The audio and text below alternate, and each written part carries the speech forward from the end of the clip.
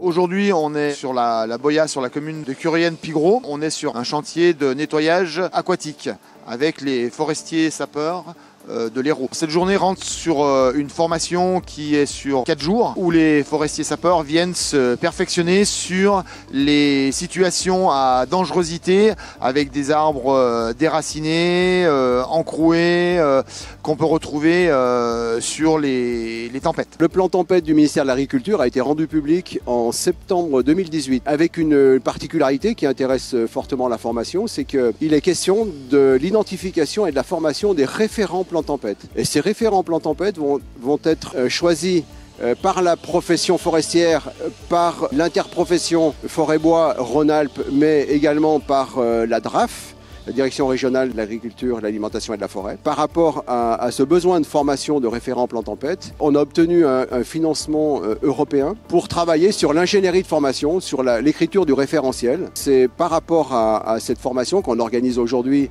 qui nous permet d'acquérir une expertise complémentaire, que l'on va écrire ce référentiel qui va servir à l'ensemble des centres de formation Auvergne-Rhône-Alpes, formation forestière, qui vont être sollicités en fonction des proximités, des gens informés, pour justement intervenir sur cet axe de la formation des référents plan tempête. Donc au niveau des compétences qu'ils peuvent acquérir, c'est une meilleure utilisation par rapport au niveau de la tronçonneuse sur un travail en sécurité. On travaille en collaboration avec le SDIS pour travailler sur tout ce qui est les notions de stress, sur les situations à dangerosité et puis sur le commandement où il y a besoin d'une grosse organisation par rapport à la sécurité. Alors les sapeurs forestiers dans le département de l'Hérault, c'est un agent qui a deux métiers, la partie forestier et la partie sapeur. Donc la partie forestier, c'est 10 mois de l'année.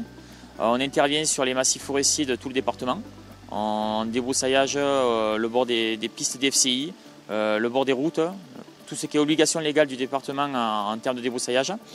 Et les 2 autres mois de l'année, donc juillet et août, ça va jusqu'à septembre, on intervient en primo-intervenant sur les départs de feu dans le département de l'Hérault. Alors notre raison de notre venue en Savoie, c'est se performer niveau post-tempête. Tout ce qui est abattage dans les cours d'eau, abattage en milieu difficile, sur les chablis, sur des arbres encroués, voilà. Alors pendant cette formation, donc il y a eu une partie théorique, après on a eu des parties sur chantier terrestre, toujours pareil, donc avec des chaplis à forte dangerosité, et on fait une partie aujourd'hui en milieu aquatique avec de nouvelles contraintes. Et ce soir, on fera une partie en nocturne pour essayer de mettre des choses supplémentaires au niveau du stress en place. Alors dans la vallée de la Roya, on est intervenu en 2020 et on s'est rendu compte que de travailler dans des canyons, dans des ruisseaux, au contact de l'eau, c'était compliqué, c'est pas nos habitudes qu'on fait tous les jours. Donc du coup, cette formation-là donne des outils, on nous donne des techniques, des gestes et des postures pour pouvoir être performants éventuellement dans d'autres aléas climatiques dans le futur.